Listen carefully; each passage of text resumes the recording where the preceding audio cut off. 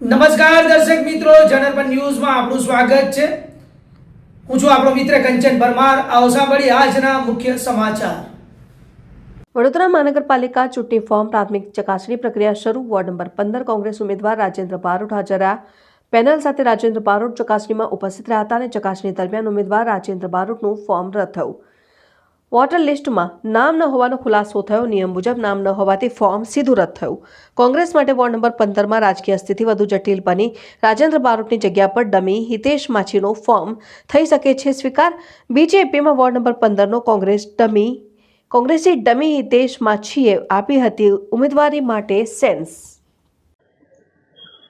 બરોડાની અંદર ward number 15માં હું રાજેન્દ્ર કુમાર પ્રતાપસિંહ બારોટ ઉમેદવારી પત્ર ભરું છું।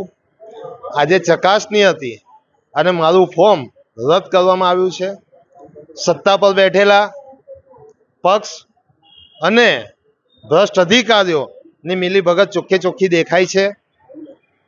વિધાનસભાની અંદર જ્યારે મારું નામ બોલતું હોય તો 2 નંબરની પુરવણી બહાર નહીં પાડવા દેમાં આ લોકોએ આખી તાકાત લગાડી દીધી અને મારું ફોર્મ રદ કરાવ્યું છે।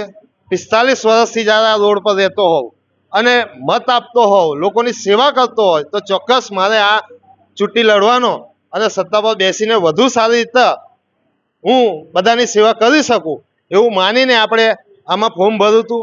આજે મારું ફોર્મ રદ થયું છે, કંઈ વાંધો નહીં। 1 ને 1 2 નહીં 11 થાય છે। એવી રીતે અમારા હિતેશભાઈ એ બી એમનું ડમી ફોર્મ હતું, એ પાસ થયું છે।